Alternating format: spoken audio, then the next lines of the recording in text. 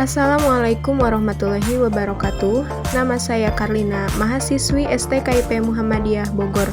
Di sini saya akan memenuhi tugas mata kuliah Manajemen Stres dan Konflik mengenai resolusi konflik. Berikut pemaparan materinya.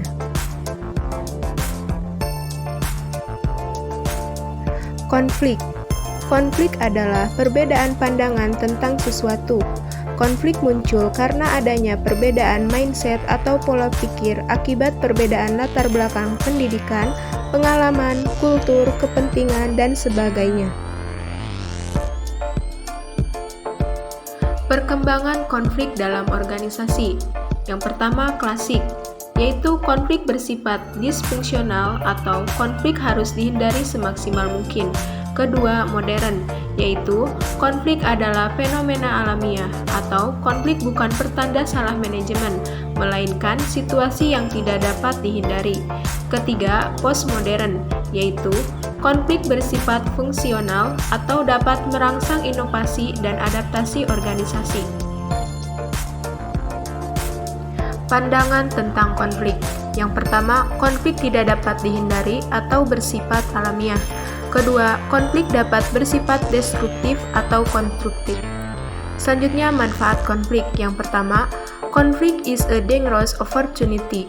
Kedua, konflik dapat meningkatkan harga diri. Ketiga, konflik dapat mencegah stagnasi. Keempat, konflik dapat menstimulasi minat atau perhatian. Kelima, konflik dapat merangsang kreativitas.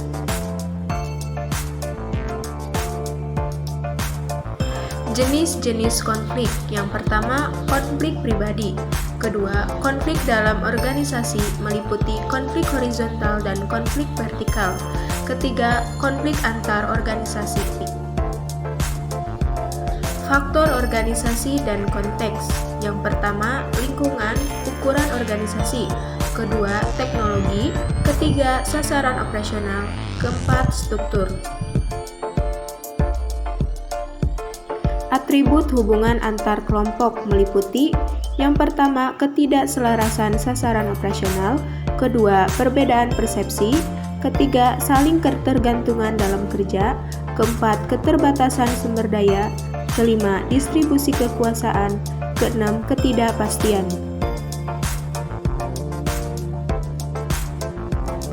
Strategi dalam manajemen konflik. Yang pertama, otoritas formal. Kedua, membatasi komunikasi. Ketiga, tim integrasi. Keempat, konfrontasi dan negosiasi. Kelima, melibatkan pihak ketiga. Keenam, rotasi anggota. Ketujuh, sasaran. Kedelapan, pelatihan antar kelompok.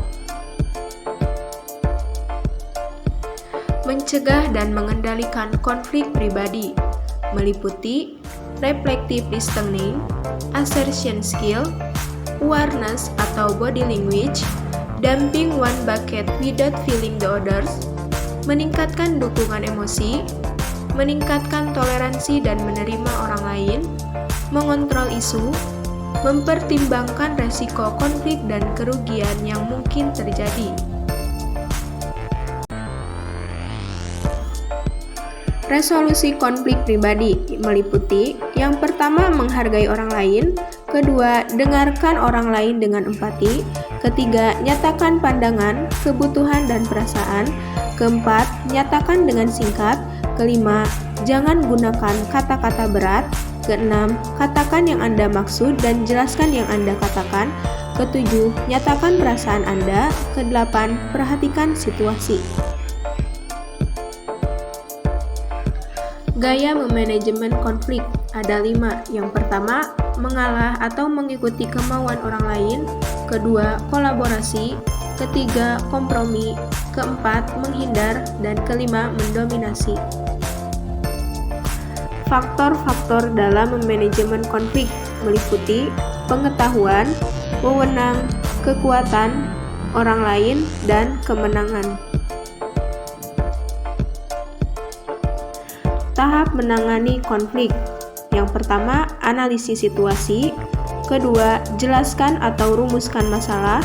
Ketiga, evaluasi berbagai alternatif pendekatan. Keempat, pecahkan masalah. Prinsip memelihara hubungan positif selama konflik.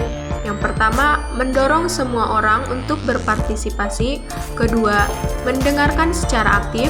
Ketiga, sediakan waktu untuk meninjau ulang.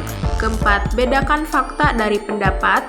Kelima, fokus pada masalah, bukan pada orang.